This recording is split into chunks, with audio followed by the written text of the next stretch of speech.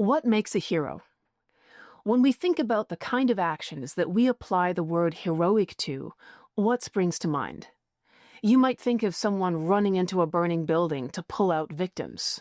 Or perhaps you think of the soldier who jumps on a grenade to save the lives of his comrades. Or maybe you think of someone who endures torture and imprisonment to protect other people. While these actions are different, what they have in common is the willingness to suffer loss, harm, or even death for the benefit of someone or something other than yourself. In a sense, heroism is different from achieving goals. It's different from being ambitious. We admire people for achieving their goals and for doing great things, but those activities are still centered on the self. They have to do with increasing your own wealth or status or abilities. And in that sense, they're still focused on the individual person. But heroism is different from these other actions because it's focused on something beyond the person doing the action. We can admire someone for heroic behavior even if we don't necessarily agree with the cause they're sacrificing for. And we have many battlefield stories, from battlefields as old as the Crusades to as recent as World War II, where we have soldiers expressing admiration for the courage and heroism of guys on the other side. And that doesn't mean they're not the enemy. It doesn't mean that you agree with the purposes that they're fighting for, but you can still admire that ability to sacrifice oneself for the greater cause. So today I'm going to tell you a story. Is this a hero story? I'll let you be the judge. This is a tale of a king who dreamed of absolute power. A king who had enormous ambitions and a very ugly temper. And it's also the story of a very unlikely man who decided to take a stand against that king. An ordinary man trying to get along in the world and build a successful career, who somewhere along the line discovered a sense of moral purpose that he was eventually willing to sacrifice everything to defend. It's the story of a murder that horrified an entire country, and it's also in some ways the story of medieval Europe, where the powers of the king were frequently in contest with the powers of the church. This is the story of Thomas Becket. You're listening to Villains and Virgins podcast. But before we get into today's story, I want to pause and say thank you to all of those people who make this podcast possible, especially those who support it on Patreon. These are the community of people that make it possible for me to spend hours and hours a week pouring through hundreds of pages of books and academic journal articles and spending long amounts of time at my computer trying to craft all of this into the stories that you get to listen to here. So I'm very grateful to those of you who are members of this very important supportive community on Patreon. And I want to say a special note of thanks to those who are supporting the podcast at the very highest level.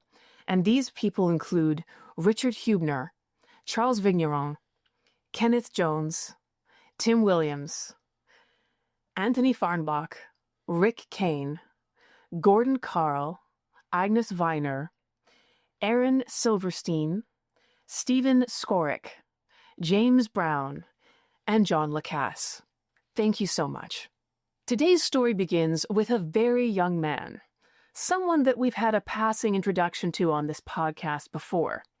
His name is Henry Plantaganet, and while he's just barely into his early 20s, he's already married to a woman who's the wealthiest heiress in Western Europe and the former Queen of France. Her name is Eleanor of Aquitaine, and she's more than a decade older than he is. Soon after that marriage, young Henry's star would climb even higher still, because in 1154, he's going to be crowned King of England. Now that's a lot to handle for a young man who's not even 23.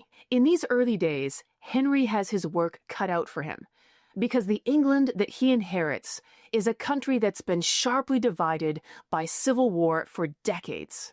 This bloody period of civil war was called the Anarchy, and it lasted from 1138 till 1153. Civil wars are ruinous for any country, and England was no exception. It meant that noble families had to choose sides. They had to determine which of the two candidates who were fighting for the throne they were going to support, and there were heavy consequences for choosing the wrong candidate. It meant the loss of life in the battles that were fought over this lengthy period of time, and those lives weren't just for knights and nobles and foot soldiers who were fighting each other, but it also meant a loss of life for ordinary people whose fields and livelihoods were destroyed in this continuous fighting. Now, this awful conflict was finally brought to an end by a deal. And that deal was brokered by the highest-ranking churchman in England. His name was Theobald, and he was the Archbishop of Canterbury. So that meant he was the head of the English Church, he was the boss of all the other bishops and priests in England under him, and he was accountable only to the Pope himself, who was, of course, outside of England. The Archbishop of Canterbury, of course, was located in the city of Canterbury itself, which is in England. So there are two warring candidates for the English crown at this point. The guy who currently sits on the throne is called Stephen, and he wears the crown right now. But his cousin Matilda was actually the daughter of the previous king, and she had the stronger claim to the throne. Her cousin basically stole it from her. So Matilda's been fighting all this time to regain her own right to wear the crown. So the deal that the Archbishop makes is this. Stephen can continue to wear the crown until he dies. But when he does, the crown will pass not to any of his children, but to Matilda's son. And that guy is called Henry. Now that Stephen has died and Henry Plantagenet has been crowned King of England, he has a lot of repairing to do for a country that's been so deeply divided. Henry was going to need a very capable and intelligent man to serve as his right hand, as the Chancellor of England. Now, you can think of the Chancellor as basically the king's fix-it man, the man who gets stuff done. If the king wants to make a war, it's the Chancellor's job to figure out the taxation system that's going to fund that war. If the king needs to make an alliance, it's the Chancellor who's going to organize the embassy that goes into another country to negotiate on the king's behalf. The Chancellor is the one who turns the king's desires into policies and action, and so the choice of who is going to have this position is a very important one. And at this moment, Archbishop Theobald was more than happy to recommend his own protege, a young man named Thomas Becket. He was more than a decade older than the king, but if the king is in his early 20s, that means Thomas Becket is still in his 30s. He's still a young man by any measure, and he has a reputation for being both honest and very intelligent. Thomas Becket, unlike many knights and many archbishops who came from aristocratic families, came from a common family. His father was not nobility, neither was his mother, and he had an education which he got through the church. And in this period of time, in the Middle Ages, unless you came from an aristocratic family, the church was really your only route to an education. So Thomas Becket had grown up in cathedral schools. He'd been taught by priests. He was very literate, extremely well educated, but he wasn't a priest himself. So he was associated with the church, but he's not a clergyman. Initially, though King Henry and Thomas Becket were very different men, they got on quite well together. Now, you have to imagine King Henry in his very early 20s, and he has this reputation as being a rough-and-ready sort of guy.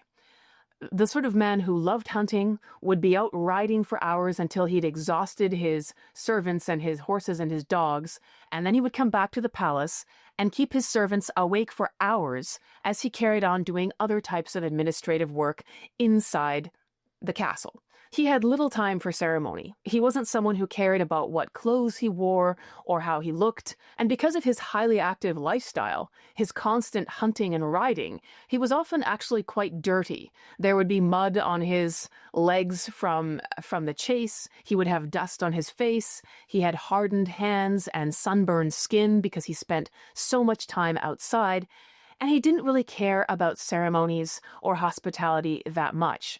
to the point where leftovers were reported to have been served at the king's table. So he exhausts the people around him, he's highly active, and he doesn't really care about appearances. Thomas Becket, by contrast, is very much a different sort of man. His clothing is immaculate. He favors the finest garments. He takes great pride in his appearance. And unlike the king, he's got these long white hands with tapering fingers, and they are the white hands of a cleric or a scholar, someone who spends all of his time with books, not with bridles, horses, and dogs. The hospitality of Thomas Becket's table as Chancellor of England was rumored to be exceptional. He served the best wines, the most exquisite and expensive dishes. The tableware was immaculate. The manners of his servants equally without criticism. And this might seem a bit pretentious to you or I. I mean, what is this Thomas Becket doing outshining the king? But actually it was his job. Because as chancellor, he had to entertain foreign ambassadors. He had to entertain nobles on a regular basis. And so the impression that he made was also an impression that was of the English crown and the English state, which he represented.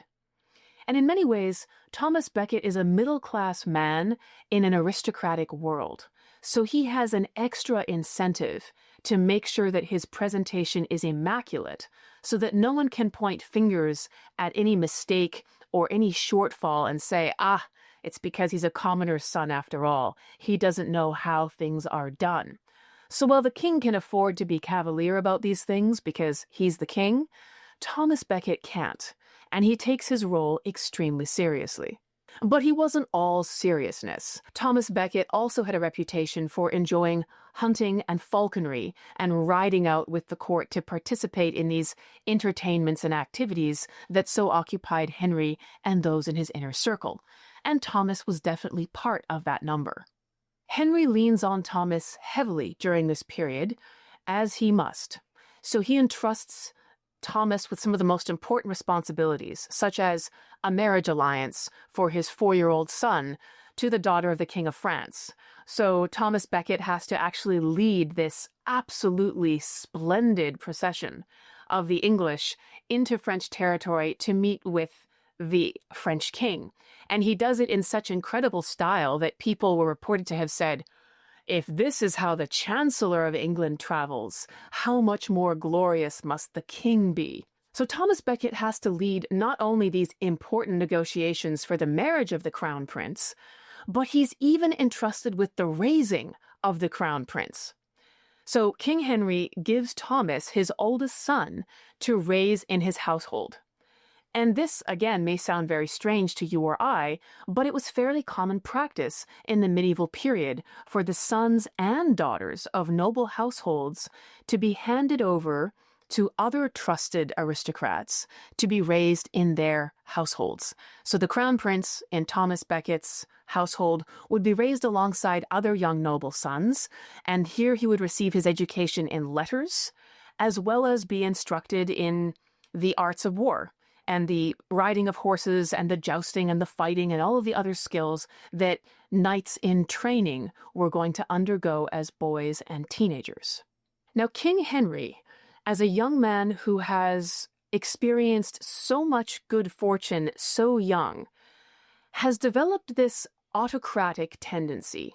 He has this belief that he should have absolute authority over his own realm. This is something that Thomas Becket had to work to support as the king's chancellor, but it's going to be the root of an epic clash later on. Henry was also quite unscrupulous, and he didn't hesitate to break his word to other nobles or even kings when it suited him. For example, before being crowned King of England, he'd actually made a promise to the King of Scotland. He said, hey, listen, if you support my side in this deal that's going to get me crowned King of England, then I promise I'll give you some land in exchange. And so the Scottish king thought this was a fairly good deal. He decided to back Henry and give him his support. And then when Henry was crowned and the Scottish king came calling and said, okay, where are these lands you promised me? Henry refuses to hand them over. And he says, look, actually, I can't give them to you. They're part of my grandfather's inherited patrimony, the land that is mine by right, and I just can't do that. Never mind that I promised you that that's exactly what I would do when I needed your support. So Henry's willing to break his word not just to people who are under him, but even to other kings. He's been described by one historian as willful, autocratic, and capricious, a man who expected absolute obedience from those around him. And these traits only hardened over time, because when Henry first gains the crown of England, he's still a very young man. And so in some ways, he's looking to see what he can get away with. And it turns out that breaking your word to the King of Scotland and getting away with it only leads to further bad behavior, because Henry learns that if he can do these things and get away with them and it benefits him, what other things can he get away with doing? And it turns out he's going to push this to quite a lot indeed. King Henry also develops a reputation for his absolutely terrible temper. So when he didn't get what he wanted, when people weren't coming up with the solutions or the answers that he wanted to hear, he would often yell, he would scream at people, he would thump his fist on the table, he would call them all kinds of names. It got very ugly very quickly. And there's one description of one of Henry's epic rages that borders on the comical to modern ears. Here it is. This is in response to a nobleman who dared to defend someone else that the king was having a quarrel with. So when Henry hears these words, defending someone he doesn't like, he, quote, tore his hat from his head, undid his belt, hurled his cloak and the clothes he was wearing far away from him, tore the silken covering from the bed with his own hand, and began to eat the straw from the floor as if he were sitting in a ditch, unquote. Now, I'm not sure why eating straw off the floor is supposed to be an effective way to convey unspeakable levels of rage. It does sound quite ridiculous when you picture it in your mind. But perhaps we've forgotten the symbolic or contextual meanings that people in the 1100s attached to this act. Maybe we're hearing it outside of a world of meanings that has been lost to us. But it does convey the idea of being beside yourself with rage, of being almost out of your mind with anger, because it sure looks like the actions of someone who's a little bit unhinged. And there was actually a well-established tradition of ugly tempers in Henry's family that had preceded him, and it's going to be passed down to his sons, the sons he has with Eleanor of Aquitaine, and that's going to have very unfortunate results. But those temper tantrums are not part of today's story. We have other stories that indicate that Henry would stop at nothing to get what he wanted, even if that meant lying, cheating, and making threats. So there's a horrendous story involving the King of France, which illustrates this well, particularly because the King of France was actually Henry's feudal overlord in a complicated way, even though Henry was King of England. He had some land in France called Normandy that he owed allegiance to the King of France in order to keep. So Henry's the King of England, but insofar as regards his territory in Normandy, the French king is actually kind of over him in rank. It's a complicated situation. But my point is that the King of France is at the very least his peer, if not his overlord in some ways. So a dicey person to cross. But this is what Henry does. Henry's already negotiated for his son, the crown prince, who's about 4 years old, to marry the daughter of the King of France, who's an infant, like maybe 2 years old. And the King of France agrees to this. That's what Thomas Becket's embassy to France was all about. He signs the papers, and as part of the deal, he hands over his toddler daughter to Henry to go back to England to be raised there until such time as she's of marriageable age. The King of France then also makes an agreement that he's going to hand over a certain amount of land to Henry as the dowry for his infant daughter. So this land is going to be held by the Templar Knights in trust for the Princess of France, who's still in diapers. And when that princess is wedded to Henry's son, as they've agreed, they're engaged, then this property that the Templars hold will be handed over to Henry, King of England. That's the deal. You'd think it's a pretty good deal for Henry, but actually he decides that he's impatient and he wants that land now. So he does a couple of very nefarious things. First of all, he gets some churchmen in England to issue a license for the infant daughter of the King of France to marry his 4-year-old son, like now. This is highly irregular, even for the Middle Ages. Yes, girls were engaged as infants and children, but marrying a 2-year-old was outrageous even by the standards of the 1100s. This is what Henry wants to do. He needs special permission from the church, and he leans on some bishop in England who's crooked enough to write him this permission. So with this paperwork, he then has a ceremony where he marries the 2-year-old daughter of the King of France to his 4-year-old son, and then he says to the Templars, okay, now you need to hand over this land, which is mine because the Princess of France is now married to my son. And the Templars do it. The King of France is outraged by this. It smacks of dishonesty, of theft, of underhanded dealings. It's scandalous by any measure. And the King of France is really angry about this, and this anger leads to a prolonged series of problems diplomatically and militarily between England and France. But it does give you a sense of what kind of a guy Henry was. In another example of Henry's bad behavior, he decided that he needed to ensure the daughter of the last King of England, the rival candidate, was married to someone that he, Henry, could trust. Because if by some chance she married someone who wasn't a loyalist to Henry, then any children she had with that potential husband could perhaps challenge Henry's sons for the throne of England. So he decides that he's going to marry this woman off to a nobleman of his choosing to ensure there's no threat. There's only one problem. This woman is already a nun, and she's been a nun for quite a while. She's not just newly taken her vows, she's now the abbess of a nunnery. She runs the nunnery. She's the highest-ranking nun in that institution. Henry doesn't care about any of this. He decides he's going to pull her out of the convent, disregard her vows of being a nun, which you'd think would have eliminated the possibility of marriage anyway. But no, he's going to disregard this and he's going to forcibly marry her to this noble that he's chosen. Thomas Becket, his chancellor, is appalled by this and says, please don't do this. This is scandalous. The woman has already taken a vow. She's a nun. Leave her alone in her convent. Nothing's going to happen here. Henry tells him to shut up, and he does it anyway. Finally, if you've heard anything about Henry Plantagenet, you might have heard that he cheated on his wife, Eleanor of Aquitaine, with a young woman called Rosamond. There's even a famous ballad written about this, the Ballad of Fair Rosamond, that preserves the memory of this affair that King Henry had with another woman. But this wasn't the big surprise that you might think it was. The thing that happens with Rosamond happens many years later, but Henry already has a well-established record for infidelity. In fact, there was such a parade of women being cycled in and out of the palace for the king's amusement that he actually had a pimp in charge of this.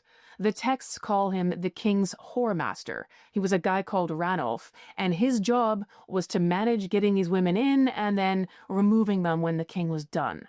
So kings did as they pleased in these matters, and Henry Plantagenet did quite a lot indeed. In contrast to the king, his boss, Thomas Becket was quite a devout man. Even as Chancellor of England, while he outwardly wore finery and had to sit beside the king and help him implement all of his plans, nefarious and otherwise, he actually was so profoundly pious that he had 2 priests that he employed in his house to whip him on a regular basis before he heard Mass or went to confession. Now again, this sounds really bizarre to modern ears, but it wasn't at all uncommon in the Middle Ages. The idea that voluntarily experiencing pain could be a route to spiritual purification was very common in the Middle Ages, and it wasn't restricted just to clerics, priests, bishops, and people like that. It was even done by those outside the church who were engaged in intense religious devotion. And this is Thomas Becket at this point. So on the outside, he was a man managing a successful career. He was seen in the circles of the great and glorious at Henry's right hand, and he was facilitating all of Henry's plans. But on the inside, he was privately appalled by some of the things that he had to be involved in doing, and is reported to have privately repented of some of these things in the privacy of his own confession at home. All this is to say that while Thomas was very useful to King Henry as an intelligent and capable chancellor, these were two very different men. And King Henry was a bully to everyone around him, certainly all the nobles, and definitely his low-born Chancellor Thomas Becket, who wasn't even an aristocrat. Thomas Becket had been pushed forward by the old Archbishop of Canterbury to be a church insider in King Henry's inner circle, but Thomas had been very unsuccessful in reining in the king's autocratic impulses toward the church and everyone else. Now, when the old Archbishop of Canterbury died, King Henry decided that he wanted to make his chancellor, Thomas Becket, the new Archbishop of Canterbury. And from the king's perspective, this made perfect sense. He could have just one man moving all the levers of the church and the state to whatever tune the king might desire. As chancellor, Thomas Becket could manage the state, and as Archbishop of Canterbury, he could manage the church. So for the king, it would be one point of contact to implement his will across all systems. What a great plan. After all, Becket had already proven himself intelligent, capable, and loyal. However, for church officials in England, this was a very surprising choice. Thomas Becket wasn't even a priest. He wasn't even in the church as an official of any kind, and now he was going to be the highest official in the church. He was going to be the boss of all of the bishops and abbots and prelates who had been pillars of their institution all this time. How could someone so unqualified suddenly find themselves in charge of an institution that they'd never been part of and didn't even understand? Some churchmen feared that Becket would simply be a tool in the king's hand to more effectively control and rob the Church of England of wealth and power. So they didn't welcome him as the selection for their new boss. After spirited debates over whether Becket would be a predator or a protector of the Church of England, the bishops of England finally voted him in 1162 after heavy pressure from King Henry. At this time, Thomas Becket was 42 years old. There were signs that Thomas Becket was going to be a very unusual archbishop right from the beginning, right from the investiture ceremony itself. So apparently it was customary when the Archbishop of Canterbury was being invested or given his staff and his mitre, the symbols of his office, in this very religious ceremony, for one of the priests to open the Bible and read out whatever verse his eye first fell upon. This was supposed to be a kind of a prophetic moment, that whatever that verse said would give some indication of something about the new archbishop. Well, the verse that the eye fell upon when Thomas Becket was being invested was a very inauspicious verse. It was the verse where Jesus is supposed to have cursed the fig tree and said, "No fruit is going to come from you, and it's going to be thrown into the flames instead." So this was a bit of a ghastly prophecy to be read out over the head of the newly invested Archbishop of Canterbury, and it wasn't seen as a good omen by the churchmen in the room. But Thomas Becket himself appears to have taken this office very seriously. And we know this because his behavior begins to transform almost immediately. The first sign of trouble was that shortly after Thomas Becket received the office of Archbishop and moved to the Archbishop's palace, he resigned his position as Chancellor of England. Now, this was very much not part of the king's plan. And it was surprising because the chancellor was a very important role, and it was a very wealthy role. You earned a lot of money being Chancellor of England. So why would Thomas give this up? Furthermore, he didn't discuss it with the king. He didn't ask for permission. He just resigned that role. Now, this was not what the king wanted. He wanted the very same man to be wearing the hat of chancellor and also the mitre of archbishop, because then it was very simple. The chancellor had to be completely obedient to the king. If that same man was suddenly the Archbishop of Canterbury, it would be very hard for him to attempt to outrank the king or to give him advice in a fatherly spiritual way, the way that the leading churchmen of England otherwise might. How could the same brain, which in one role had to be completely obedient to the king, suddenly step into a pastoral, spiritually outranking role in the next minute as Archbishop of Canterbury? It's pretty hard to do, and that was the whole point. So King Henry's very unhappy that Thomas has jettisoned this role of being chancellor, and he thinks at the very least he ought to have asked permission. But this is just the beginning of the trouble. The many biographers of Thomas Becket point to his appointment as Archbishop of Canterbury as a turning moment in his life. Becket is very acutely aware that he's regarded with suspicion and resentment by the other churchmen in England. They want to know, who is this nobody who's now suddenly been set up over them as their boss? They don't think he has the experience, he doesn't have the knowledge, and many of them think that they ought by rights to have been promoted to that role long before anyone like Becket should have it. So it's a difficult crowd that he has to work with. And instead of resting on his laurels and deciding that he has this role because it's the king's pleasure that he have it, and he doesn't need to care about what anyone else thinks, Becket chooses to take the responsibility of archbishop very seriously. So he gets heavily into theological study. He doubles down on his devotions. He wants to be an archbishop in fact and not just in name. And Becket is going to have to make a choice. He can either continue to be the king's obedient tool and just the vehicle for accomplishing whatever goals King Henry has, or he can decide to serve the church. These are mutually exclusive possibilities, and perhaps surprisingly, Becket chooses the second. The battle of the century between Thomas Becket and King Henry is going to unfold in only a couple of years' time. But right away, there are signs that Becket has changed, and he's no longer going to simply roll over and do whatever Henry wants. One of the first instances of this is when the king's brother falls in love with a woman who's widowed and also is his third cousin. So she's too closely related to him for them to be married in the eyes of the church. Now, kings and members of their families were used to navigating around these church prohibitions all the time if they could just find an obliging churchman to make an exception for them on this occasion. So King Henry writes to Thomas Becket, who's the highest-ranking churchman in England, and says, "Make this possible."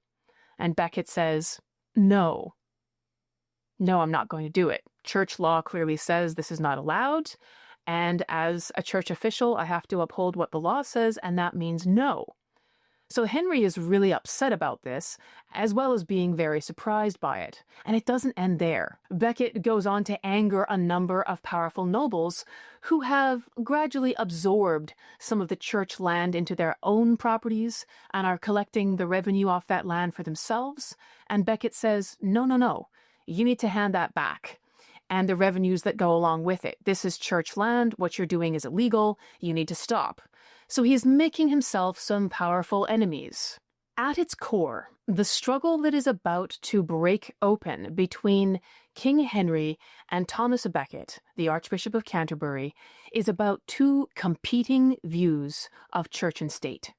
The king and the church in the medieval world were always separate entities, but they were like the two pillars of medieval society. They stood alongside each other and both were very necessary, but they performed different roles. The king was in charge of the material and political aspects of the state. So he collected taxes, he made war, he did diplomacy, he ran courts, which enforced his laws, and they were staffed by officials that he appointed who would punish people for breaking the king's law. So all the aspects of the modern state that you and I are familiar with, minus, of course, any idea about democracy, but never mind. parallel to that is the church system. Now, the church is involved in overseeing the spiritual welfare of everybody in the country, from the humblest peasant all the way up to the king himself. It is a separate realm, but it operates in parallel. So the church has its own taxation system, it has its own officials, it even has its own ecclesiastical or church courts. And the purpose of church courts is to punish churchmen, church officials, priests, bishops, monks, when they do bad things. So if you were a church official and you broke the law or you committed some violation, you didn't go to the civil courts run by the king. You went to church courts to be disciplined. So these are two parallel systems, and ultimately at the head of the church system is the Pope himself, who often resided in Rome, but not always, was frequently outside of, say, England. So you have the church in England, which is ultimately answerable to the Pope who's outside England, not to the King of England himself. These two systems often support each other. So the church encourages people to be obedient to the king as someone that God has set up over them. So they use the language of religion to reinforce political authority and legitimacy. And the king reinforces the church. He punishes people for violations of church property in some cases. He sends revenues that are collected on behalf of the church in his country abroad to the Pope. So they're often mutually reinforcing systems, but sometimes, as you might expect, they are in tension, such as when the king wants to grab some property that belongs to the church, or when the church wants to rebuke the king for something he's doing that is in violation of church laws. But in King Henry's vision, he saw himself as king and as the supreme authority over everybody in his lands. That meant all of the nobles, all of the common people, and all of the churchmen as well.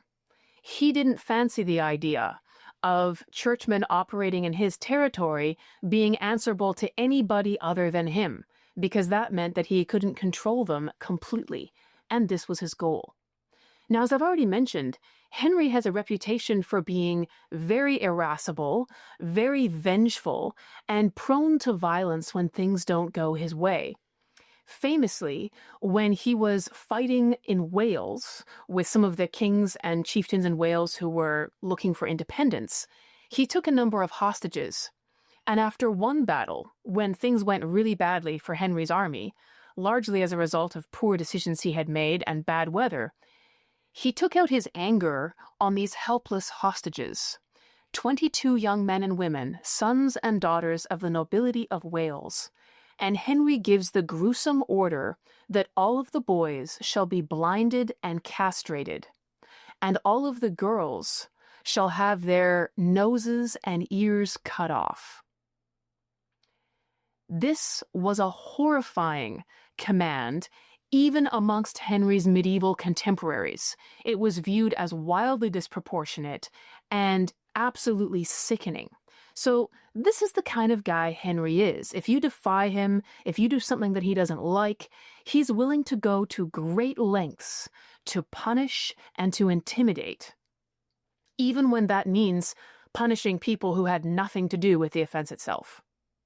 Thomas Becket, by contrast, is defending an increasingly independent role for the church. He wants to increase the church's independence. He wants to strengthen it and fortify it against pressure from the king. And this wasn't a concept that Becket had just sort of invented himself. It was a concept that had been strengthened over the past century of church reformers. Becket had done his reading, he'd spoken to a number of scholars, he was aware of the thinking on this, and this was the vision that he decided he was going to defend. In this vision, it was very important that church property, church officials, and church appointments, the decisions about who was going to be an important church official, remain independent of the king. Now, this may sound suspect to modern ears, but if the king could punish church officials, or if he could make a decision about who got appointed to be bishop or archbishop, then the king could effectively control these church officials himself, and they would be forced to do his will for fear of punishment or for hope of gain, and they would lose any independence whatsoever. This meant that the church would have effectively no ability to call a bad king to account. They would have no ability to stand up and say no to whatever desire the king might have next. The fight really got started when Henry demanded that clerks, by which he meant priests, scholars, anyone who worked for the church, be tried in civil courts. So if any of these people committed an offense, then instead of going to a church court to be tried and punished, Henry wanted them to be tried and punished in one of his own courts, where his law was the law of the land. In the Middle Ages, civil courts dispensed very severe penalties, even for what you and I would consider minor infractions. And these penalties included not just the death penalty, but mutilation, slit noses, cutting off ears or hands. These were very common punishments. Now, the usual procedure for churchmen was if a priest, for example, committed a crime, then he would normally go to a church court to be investigated and then sentenced. And the penalties that the church courts dispensed were quite different. For example, an offender could be assigned to a monastery for several years to live in confinement, or perhaps given an extra long pilgrimage to be on the road for years, visiting shrines and doing penance for their crime or their sin. And in the worst cases, that priest or official could be defrocked, so stripped of their clerical status. Now, if someone committed a crime after they'd been defrocked, there was no question. Of course they were going to the civil courts because they were no longer a church official. But if you were a church official, the procedure was you would go to a church court, which meant, of course, that the sentences you got were significantly less severe than mutilation or being killed. There were problems with both positions, Becket's view of things and the king's. Thomas Becket's insistence that criminal priests or churchmen be tried only in church courts ensured that they got milder penalties even for severe offenses. This also permitted the church to cover up patterns of abuse or offense, and this was a problem in the Middle Ages as it has been in more recent days. So it wasn't a position that was without problems. In fact, Rowan Williams, a much more recent Archbishop of Canterbury, who finished his time in that office as recently as 2012, points out that the problem with Becket's position was that this version of church discipline said that church officials were responsible only vertically to their church superiors, and it took no account of what their responsibilities might be laterally to the people around them in their communities or in their congregations whom they had offended or damaged with their crimes. So this is an issue. But the king's position also had significant problems. Henry's goal wasn't just to bring criminal priests or churchmen in England under his authority. His goal was to bring all churchmen in England under his authority.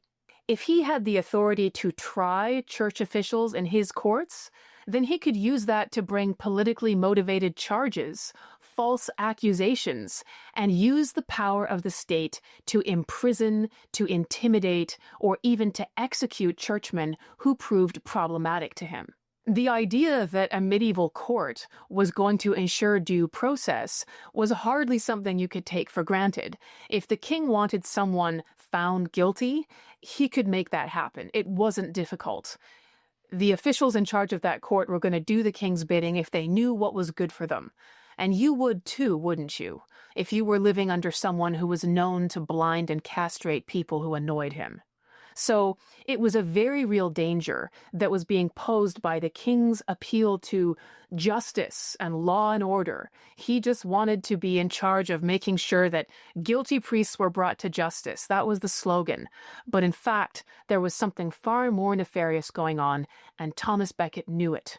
In fact, he perhaps knew it better than anyone else, having worked at such close quarters with the king for so many years. He knew exactly who he was dealing with, and he knew only too well that what the king said and what he meant could be two entirely different things.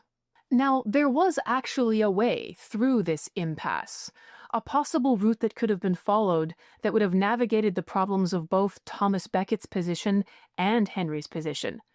King Henry could have asked simply that priests who had committed particularly heinous offenses, such as murder or rape, be tried in church courts and then defrocked and handed over to civil courts for punishment in the case of these very serious crimes, for the safety of those in the community around them. And there were even some precedents for that. It was a solution that could have worked.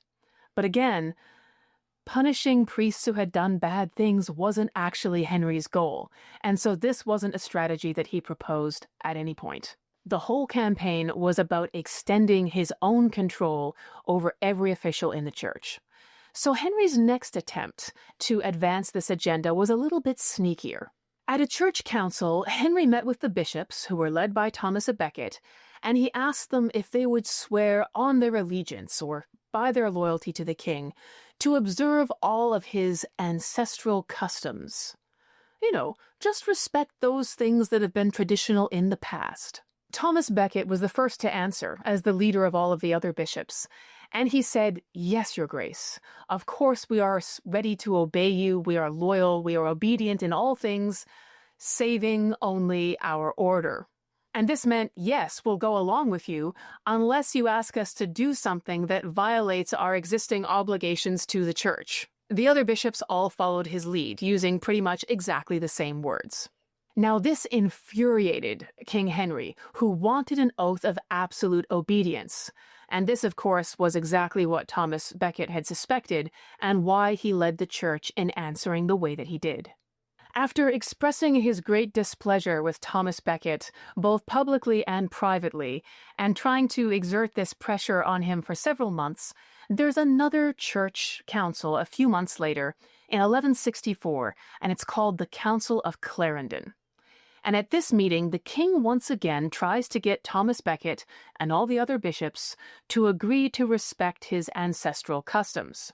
So the king has the bishops confined together for 2 days of discussions. He's supervising. They're all in the same castle. And they're having these conversations amongst themselves about what are we going to do? We know what the king wants us to do. Is there some formula or wording that we could use that's different from the one we used before, which he clearly didn't like? And during these discussions, the king's henchmen burst in on the bishops, Thomas Becket and all the other churchmen who are meeting together, and they're screaming and yelling, and they're saying that they stand ready to avenge any wrong or any insult to the king, and the bishops had better submit and do what the king wants for their own safety.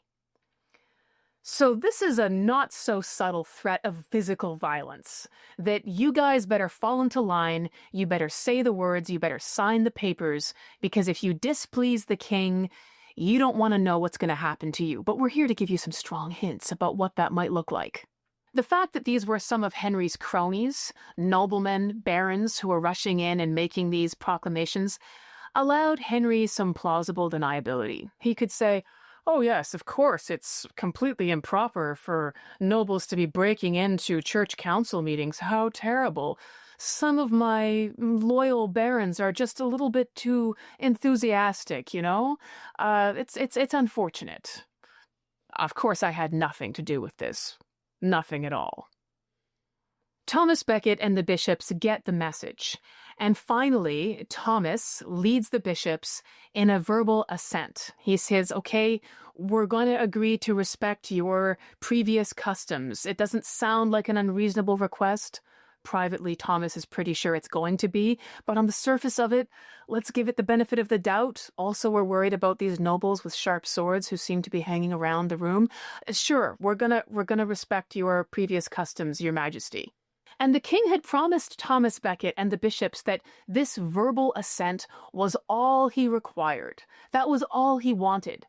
But no sooner did he get it, he immediately produces a written document and says, "Surprise! Here's a list of the ancestral customs that I want you to respect. Fix your seal right here, please. I'd like you to officially sign this document with your archbishop's seal to show that this is our agreement." Had the king broken his promise? Absolutely yes. Had he deceived the bishops, telling them, "I just want a verbal assent," when actually here's a document that you're going to sign? Exactly. This is what Thomas Becket had feared, and this is what was happening. So the document the king produced, which was called the Constitutions of Clarendon, pretended to be a summary of pre-existing ancestral customs, but it was actually a radical reimagining of occasional practices that had happened in the past, making them legal norms from this point onwards. So it was a document that dramatically strengthened Henry's power over the church in very specific ways. And it was actually in direct contradiction to a recent previous document, the Charter of Liberties, that had been signed in 1136 by Henry's predecessor on the English throne, which recognized the rights and independence of the English church. So if we want to talk about pre-existing customs, Henry was actually picking and choosing. He was going to ignore a document from 30 years before, which confirmed the church's independence. And he was going to go and pick special cases that were much older that seemed to justify that the king had a much greater degree of control than in fact he did. One scholar describes the Constitutions of Clarendon document as follows, quote, "The Clarendon customs aimed to deliver into the king's hands the final say in ecclesiastical elections, canonical appeals, excommunications of any of the king's subjects, and the control of church finances, as well as requiring the consent of a feudal superior for the ordination of a candidate from a bonded tenant family." In other words, all obligations were to be trumped not only by feudal duties, but by feudal duties as adjudicated by the royal courts, unquote. So this is way more than just saying that priests who break the law should go to the king's courts for punishment.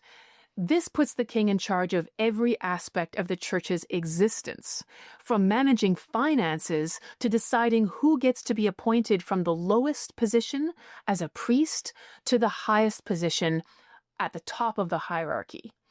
It prevented English churchmen from appealing to the Pope or even from leaving the country without the king's explicit consent.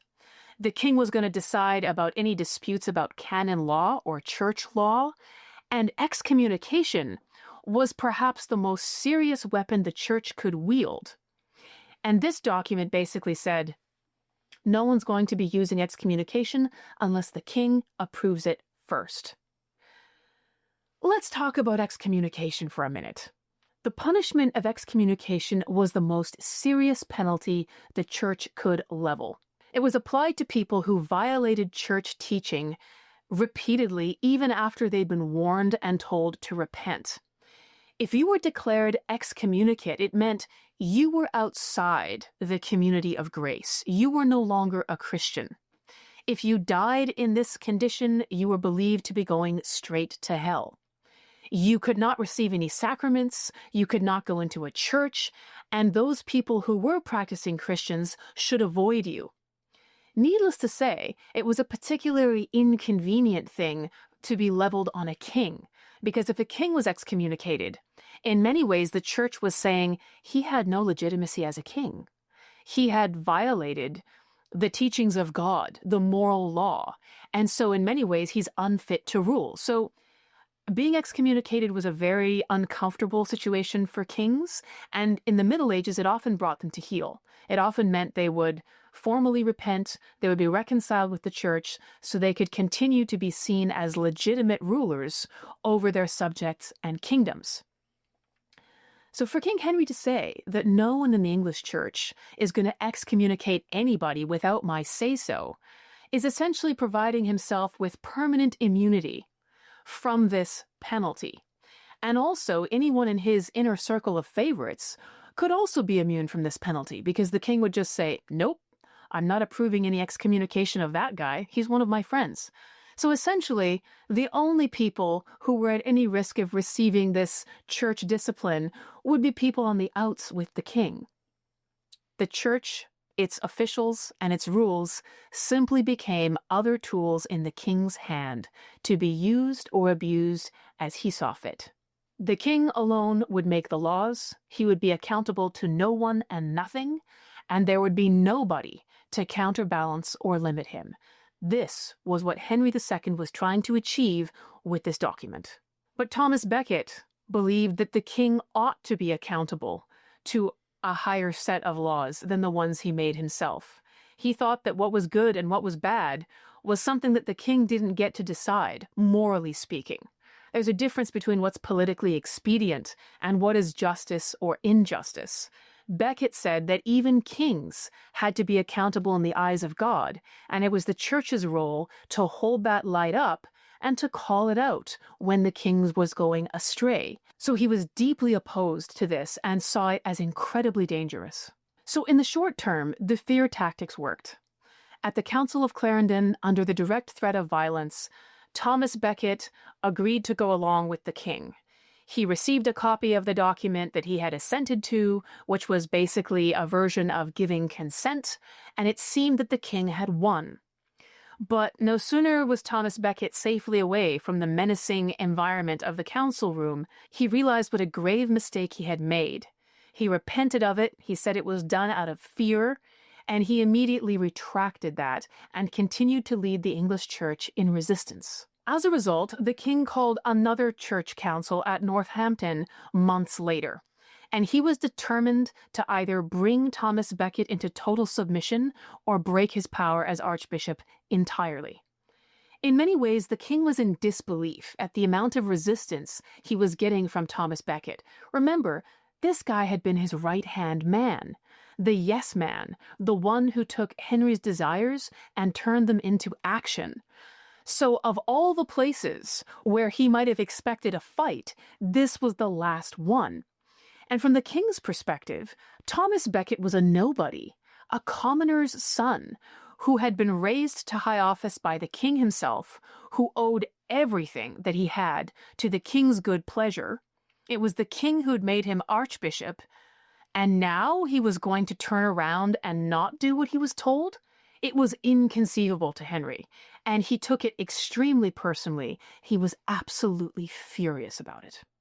Now, in the setup for this new council at Northampton, the king tried to soften up Thomas Becket to ensure that he was in the right state of mind to do exactly as Henry wanted him to do. So he invented reasons to investigate Thomas financially. He threatened to put him through a judicial process which would be absolutely financially ruinous for Thomas Becket. He invented charges, he accused Thomas of crimes, and all of this, of course, was a threat. It was a way of saying, if you don't do as I tell you to do, I am going to ruin you. You are going to be penniless. And it won't stop there. So Henry said things not in Thomas's direct hearing, but in the hearing of other nobles, and he intended for these things to be repeated to Thomas. So very soon Thomas was hearing rumors that he might be imprisoned, tortured, or even executed if he displeased the king. Some nobles were rumored to remember in Thomas Becket's hearing how Henry's father, Geoffrey Plantaganet, had once castrated a bishop who had offended him. So Thomas is being reminded that whatever he might think of his status as Archbishop of Canterbury and the spiritual father of everyone in England, including the king, this particular king and his family have a history of violence, and that church officials are not immune from it. At this council in Northampton, the king proceeds to accuse Thomas Becket personally of all kinds of things. And this is because Becket is continuing to refuse to submit to the constitutions of Clarendon. He's continuing to lead the English church in saying, no, this is illegitimate. So the king is now on a demolition mission to destroy Thomas personally. He accuses him of financial irregularities during his time as chancellor, of stealing money that the king had actually given him to use for various purposes. The king knew this full well. These were completely invented charges. This is a king who had no regard for truth, only for expediency. So whatever he could invent or cook up or find or confabulate together to make Thomas look bad, he was willing to do. And it was quite transparent to the people sitting in the room what was going on here. And the king was using every tool at his disposal to threaten Thomas with ruin. So pressure mounted every single day over several days that this council was ongoing. And in private, during closed-door meetings, the other English bishops are appealing to Thomas, and some of them say, you know what, please resign. Please resign. It's very clear that the king is on a campaign of personal vengeance against you. And perhaps if you just abdicate as archbishop, the target of the king's revenge will be removed from all of our heads, and we can find some settlement with him that will end this acrimonious dispute, because many of us are at risk of losing our own status and our own property as a result of being seen to side with you, Thomas, in what seems to be a very personal battle with the King of England. We don't want to be part of this. But Thomas saw the whole issue as a matter of principle, something far larger than any personal animus from the King of England towards him. And he believed that if he gave way, either by assenting or by abdicating, that the king would succeed in establishing absolute control over the church, and this would carry on for generations afterward. His own action would have a devastating effect on the entire institution of the church in England. This is how Becket saw it. Finally, after several days, the farcical court proceedings that the king had initiated at Northampton against Thomas Becket concluded. The king sent a nobleman down to the ground floor where Becket was sitting to read out to him officially the sentence that the king was going to pronounce upon the archbishop. And when he did so, Thomas Becket stood up and he stopped the noble and he said, "You have no right to sit in judgment over your archbishop." And in this, Thomas Becket was on very firm ground.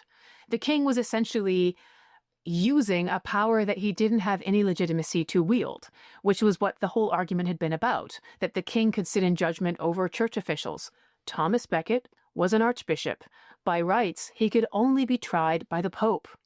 So the king was already using a system that he had yet to gain any legitimacy for, and just simply using blunt power to try and crush Thomas. So Thomas stood up, and he walked out of the room very quickly, got onto his horse and rode away. Now, as Becket is leaving, he's doing so over the yells and screams of the king's cronies who are hurling insults and threatening violence, and he gets on his horse and heads out into the night. And he then acts very carefully. He makes every pretense of going back to his quarters and sleeping in Northampton that night. He even says his devotions in his room. He makes it appear as though he's going to bed so that everybody from servants on out will believe that that's where he's going to be. But privately, with the knowledge of only one or two of his closest friends, he makes preparation, puts on a disguise, and runs for his life. By dawn the next day, he's fled Northampton, and he's now fleeing in disguise. Eventually, he'll cross the English Channel and go into a safe exile in France. Having, for the moment, escaped the king's reach and his henchmen, Thomas Becket now seeks an audience with the Pope. And he gets it. He sits down in front of the Pope and he tells him the whole sorry tale of what's been going on in England, of the fight over the constitutions of Clarendon, of his own failing to stand up to the king that moment at Clarendon because he feared for his life.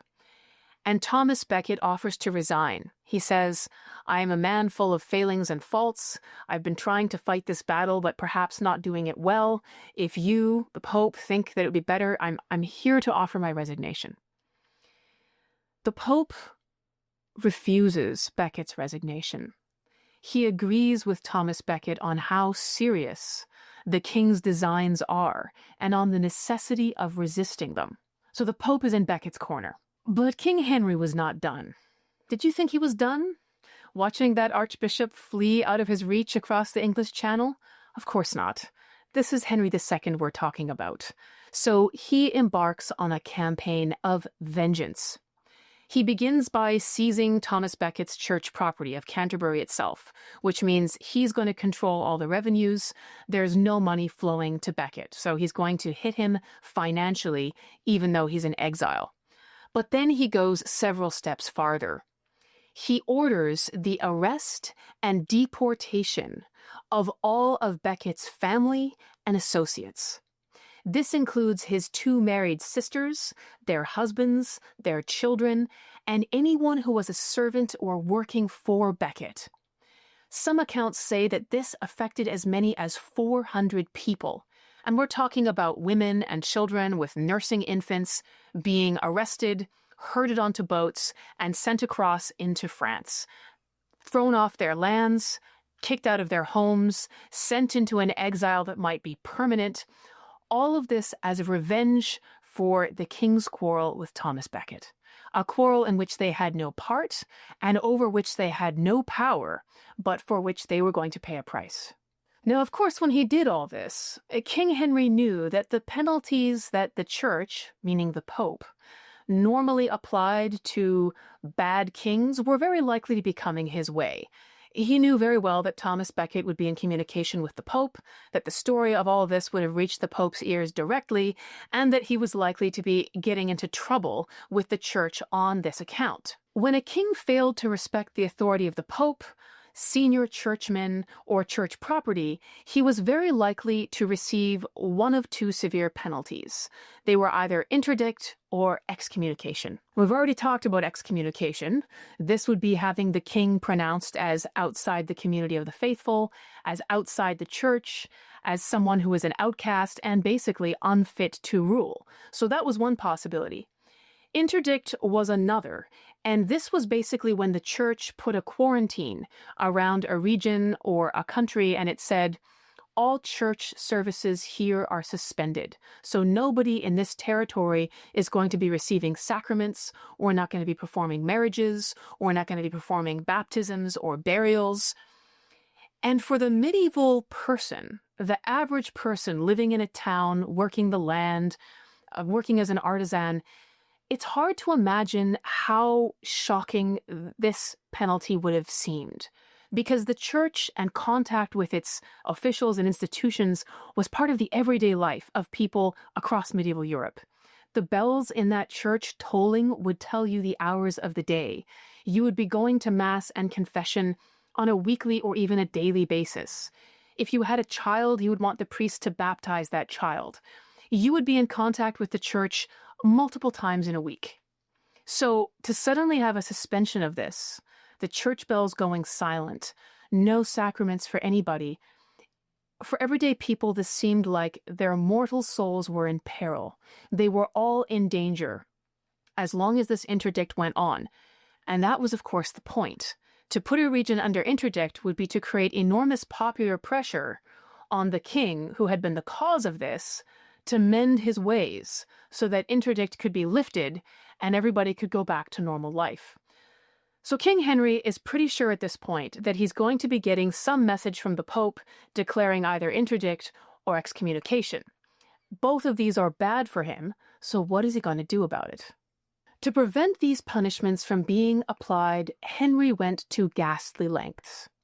He decided that he would simply shoot the messenger. Quite literally. Anybody who was going to bring letters from the Pope or Thomas Becket into England was subject to death, either by hanging or by being put back into a boat without any oars and tossed back into the English Channel. So a dire disincentive for any messenger who would bring such unwelcome news. There's one report of a secret letter that Henry is supposed to have sent to Thomas Becket, assuring him that anyone who bore his letters would suffer intensely. The letter said that any regular cleric bearing Thomas's letters would lose his feet. A secular cleric would lose his eyes and genitals, and any non-cleric would simply be hanged. This was clearly a pretty significant disincentive, and it was designed to make Thomas think very carefully about who he would want to assign the terrible mission of bearing such letters into England. And we have good evidence that the king wasn't just blustering.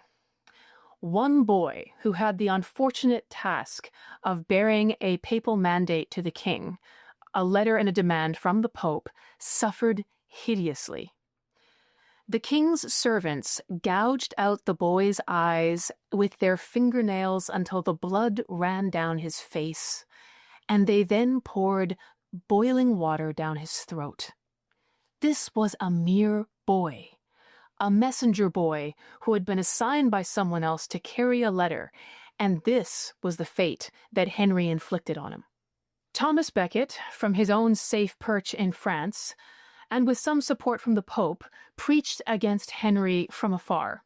He condemned Henry's so-called customs and illegitimate attempts to enslave the English Church to his absolute authority, and he even pronounced the sentences of excommunication on some English bishops who had gone along with Henry in Thomas's absence, who had been willing to try and legitimize this very illegal thing that the king was trying to do. Clearly, the Pope's support for Thomas Becket and this battle was incredibly important. But the Pope's support was also intermittent. So the reason for that is there was a larger crisis in the medieval church at this time. The Pope that Thomas Becket had been talking to was Alexander III, and he was the Pope that the King of France and the King of England all recognized. But there was another guy who was claiming to be Pope at the same time. We're going to call him the anti-Pope. And he was basically someone who was set up and supported to be Pope by the Holy Roman Emperor, who at this time is a guy called Frederick Barbarossa. And there's a whole history of these moments where there's a papal schism, where there are two people who are claiming to be Pope at the same time. And the Holy Roman Emperors have been quite frequently involved in creating these moments because often they want to have a guy who's sympathetic to them be Pope so that they can do what they want without interference from the Pope. So this is yet another moment where we have the contest of king's power and church power being written on an international stage at the same time as it's being contested inside England between Becket and Henry. So because we have this Pope Alexander and the anti-Pope who's the yes man for the Holy Roman Emperor, the rest of the kings of Europe have to decide who they're going to support. So right now, the kings of England and the King of France, they support Alexander III. But there's always the risk that if someone like Henry, King of England, gets really annoyed with Pope Alexander III, he might just switch his loyalty and go on over and support the anti-Pope and join the Holy Roman Emperor, which would significantly weaken Alexander III. So Pope Alexander is in this very difficult position. On the one hand, he knows that Thomas Becket is right, and what Henry II wants in England is very bad for the English Church. On the other hand, he'd like to continue being Pope, and if that anti-Pope is the one who gets more support, that's going to be bad for the Church everywhere. And so when things are looking better for Alexander III and he's feeling strong as a Pope, he's willing to speak out more strongly for Thomas Becket and give him support.